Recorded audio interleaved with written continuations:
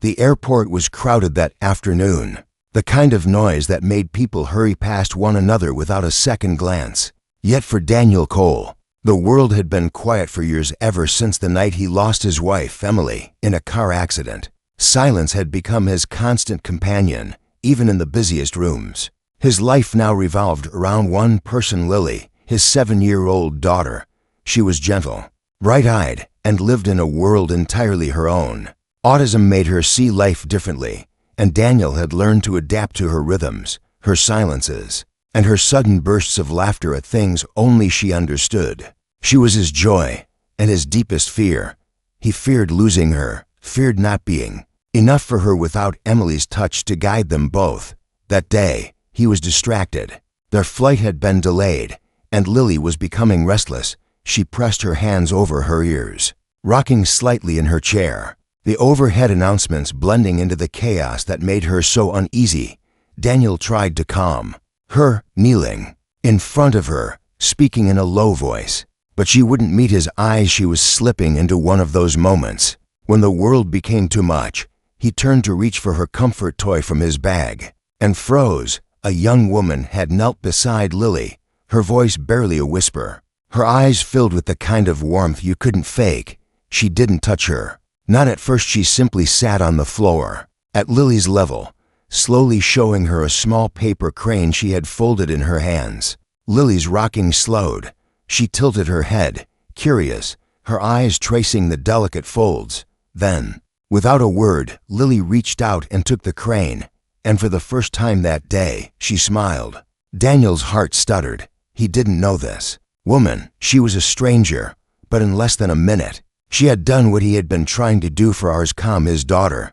The woman glanced up, meeting his gaze. There was no judgment in her eyes, no pity, just understanding.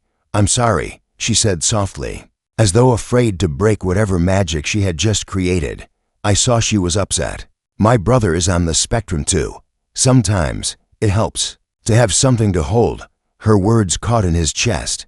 There was something about her, something in the way she spoke to Lily, as though she had known her all her life. He should have thanked her, maybe even asked her name, but instead, he found himself just staring, wondering how a complete stranger could make him feel like the air had shifted around them. When the boarding call finally came, she stood, brushing the folds of her dress.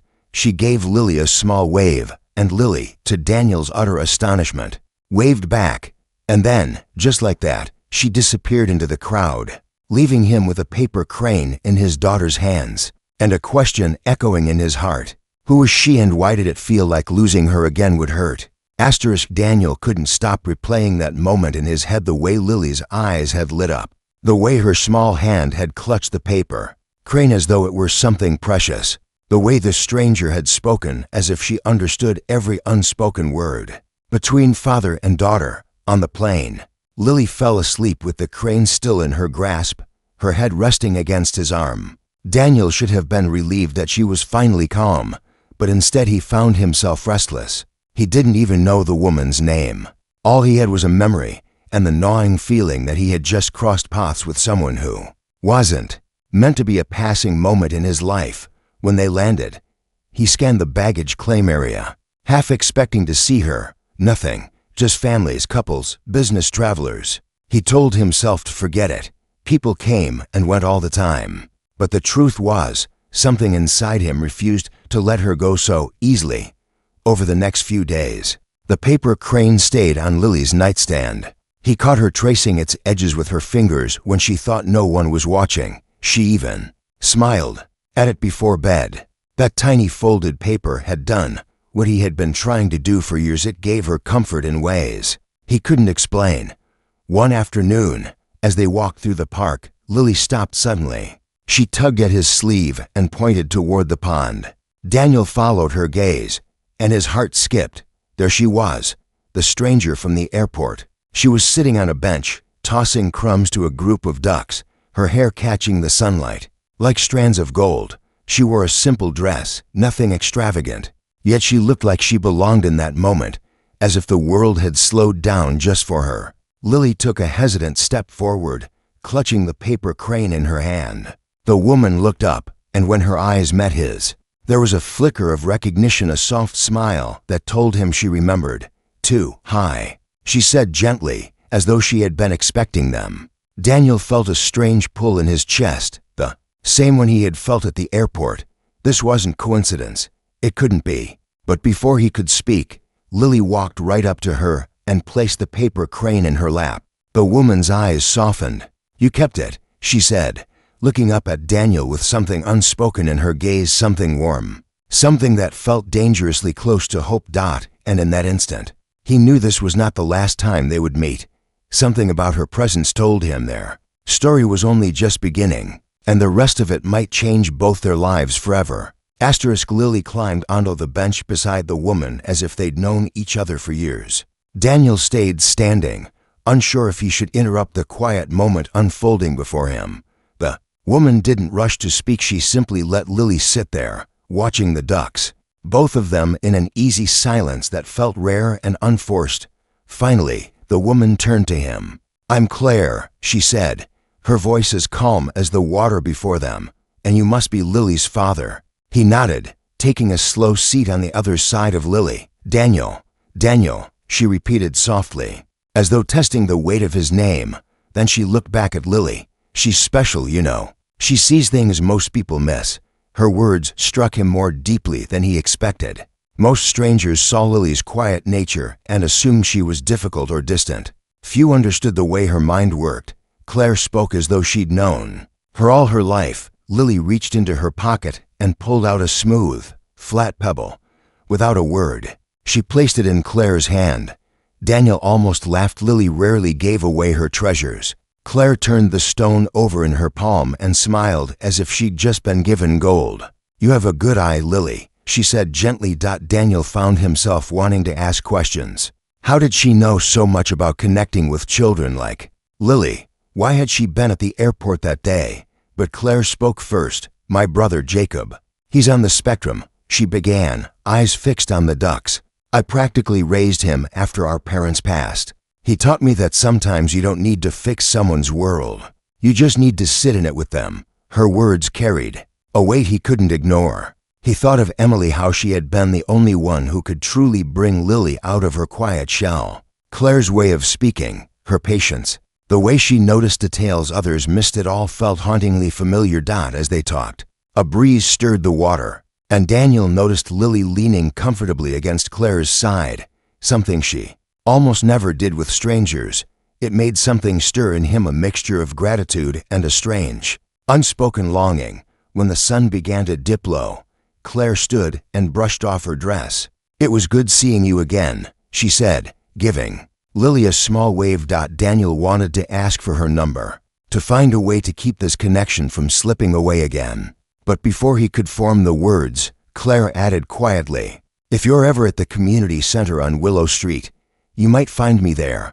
And with that, she walked away, leaving Daniel with the name of a place, the sound of her voice, lingering in his mind, and the growing sense that fate had just handed him a second chance he couldn't afford to waste. 3 days passed before Daniel finally found the courage to drive to Willow Street. The sign for the community center was small, tucked between an old bakery and a bookstore that smelled faintly of paper and cinnamon. He told himself he was only curious, but the truth was, he hadn't stopped thinking about Claire, not just because of her kindness to Lily, but because of the way she had looked at them, as though they belonged in her world. Inside, the center buzzed with life. Children played in a small indoor gym, parents chatted in corners, and volunteers moved between tables where art supplies were scattered in a colorful mess. Daniel spotted Claire near the far wall, kneeling beside a boy who was carefully painting the wings of a cardboard butterfly. She was wearing a simple sweater, her hair pulled back, but even in such an ordinary moment, she seemed to carry a quiet grace. Lily didn't wait for him. She walked straight across the room and tapped Claire on the shoulder. When Claire turned, her face lit up. "You came," she said, standing to greet them. Daniel felt unexpectedly relieved by her smile. "We thought we'd stop by. Lily's been asking about you." Claire's eyes softened as she crouched to Lily's level. "Would you like to help me make something today?" she asked. Lily nodded and immediately reached for a pile of colored paper. As the two of them worked side by side, Daniel wandered through the center. He noticed how every person greeted Claire: parents, children, staff. She wasn't just a visitor here. She was the heartbeat of the place. When he returned, Lily was holding up a bright paper kite, and Claire was laughing, a sound so genuine it seemed to brighten the whole room. "You're good with her," Daniel said quietly when Claire joined him by the window. "I just meet her where she is," she replied. "She reminds me a lot of my brother." People see differences and step back. I see differences and want to understand them. There was a pause, and then Claire glanced at him. "What about you, Daniel? What do you do when you're not chasing after this amazing little girl?" It was a simple question, yet it caught him off guard. He hadn't spoken much about himself to anyone in a long time. "I run a few businesses," he admitted. "But lately, my life is mostly about making sure Lily has what she needs." Claire studied him for a moment, then said softly, "You're doing more than you think." Before he could respond, the sound of a small voice calling Claire broke the moment. A young boy ran over, clutching a drawing. Claire smiled at him, but Daniel noticed something. Her hand lingered over the drawing longer than necessary, her expression shifting just slightly, as if a memory had stirred. Later, as they were leaving, Claire walked them to the door. "We have a kite festival here next weekend," she told Lily. "You should come. We'll fly the one we made together." Daniel nodded, and as he helped Lily into the car, he caught himself glancing back through the glass doors. Claire was still standing there, watching them go. Something told him this wasn't just about a festival. There was something in her eyes, a story she wasn't telling yet. And he had the feeling that when he finally heard it, everything he thought he knew about their meeting would change. The day of the kite festival arrived with a sky so blue it looked painted. Daniel had told himself he was going for Lily's sake, but if he was being honest, he'd been looking forward to it all week. Lily had talked about Claire every single day since their visit to the community center, and each time she mentioned her name, Daniel felt an odd warmth he didn't want to examine too closely. The park was alive with color kites of every shape and size dancing in the wind, children laughing as they chased the ribbons trailing behind them. It didn't take long for Lily to spot Claire near the edge of the field, a bundle of kites in her arms. She waved, and Claire's face lit up instantly. "You made it," Claire said, crouching to greet Lily. She handed her the kite they'd made together at the center. Ready to see it fly, Lily nodded eagerly and ran ahead toward the open grass. Daniel stayed behind for a moment, watching Claire watch his daughter. There was something in her expression, soft, almost protective, that stirred something deep inside him. As they walked together toward Lily, Daniel noticed Claire's gaze lingering on a nearby family. A young boy was holding his father's hand, and for a brief second, her smile faltered. "You okay?" Daniel asked quietly. She seemed to hesitate before answering. "I'm fine," she said. Then after a pause, "It's just, this festival was something I used to come to with my brother. We'd make kites out of whatever we could find, old newspaper, sticks from the backyard. He loved it more than anything." Daniel listened, sensing there was more. Claire's voice softened. "He passed away 2 years ago. A heart condition.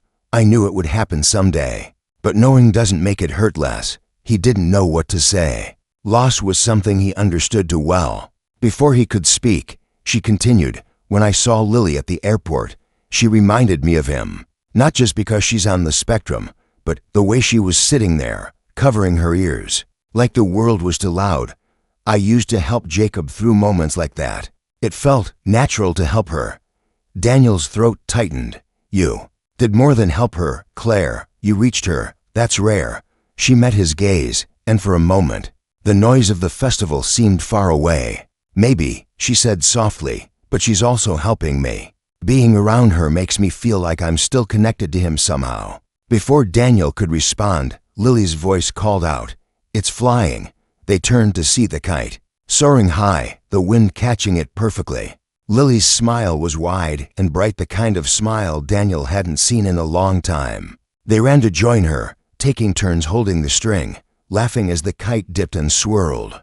For the first time in years, Daniel felt something he thought he'd lost for good, a lightness in his chest, the kind that comes from being exactly where you're meant to be. But as the sun dipped lower and the festival wound down, Claire glanced at her watch, a flicker of worry crossing her face.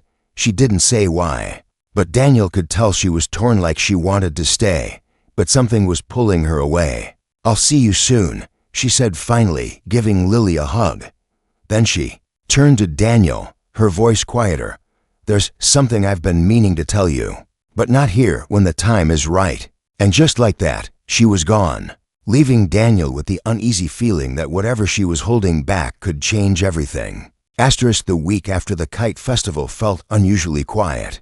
Daniel found himself glancing at his phone more often than he wanted to admit, half expecting a message from Claire that never came. Lily kept the kite in her room, propped in the corner like a proud trophy, and every night before bed she would touch it gently, as if it held more than just paper and string. By Thursday, Daniel decided he couldn't just wait.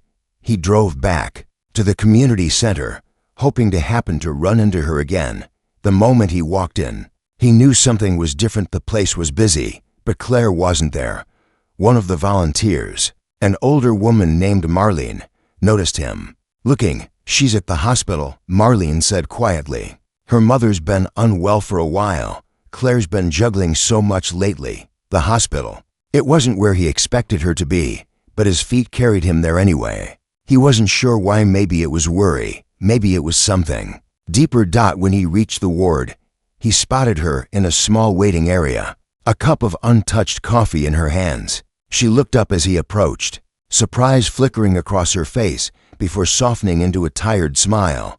"You didn't have to come," she said gently. "I wanted to," he replied. "How's your mom?" "She's stable for now," Claire said, glancing toward the closed door down the hall. "It's been a hard year. Between losing Jacob and caring for her, sometimes it feels like I'm just holding things together with threads." Daniel sat beside her, letting the silence settle. After a long pause, she spoke again, her voice barely above a whisper. "There's something you should know about the day we met. I wasn't just passing through the airport. I was there because I was coming from a meeting with a lawyer." She hesitated, her hands tightening around the coffee cup. "Jacob, he left a letter for me before he passed. It was about your wife, Emily." Daniel's breath caught. "Emily?" Claire nodded slowly. "Jacob met her at a support group years ago, back when Lily was first diagnosed. He never told me the details until the letter. He said Emily was one of the kindest people he'd ever met, that she once sat with him for hours after a meeting when he was having a hard day. He said she told him something that stuck with him. Kindness is never wasted, even if you never see the result." Daniel's chest tightened. He remembered Emily saying that to him once, almost word for word. Claire's eyes glistened. "He told me if I ever met her family, I should try to give back even a fraction of what she gave him that day. When I saw Lily at the airport, it felt like I was supposed to be there." The air between them seemed to hum with something unspoken. Daniel felt an ache in his heart, not just for Emily, but for the strange, beautiful way life had brought Claire into their world. "Claire," he said softly, "you've already given us more than you know." She looked at him, then really looked at him, as if she was seeing past the grief and the years of distance he'd built around himself. And in that moment, Daniel realized he didn't just want her in Lily's life, he wanted her in his. Lily appeared from the hallway, holding a small paper cup of water for Claire. Without hesitation, Claire took it, smiling warmly. Lily then slipped her small hand into Claire's, and for the first time since Emily's passing, Daniel saw his daughter choose to hold someone's hand other than his own. It was such a simple gesture, but to him, it felt like a door opening, one that led to a future he hadn't dared to imagine. And as he watched the two of them together, he knew with absolute certainty this wasn't just chance. This was the beginning of something that could heal them all.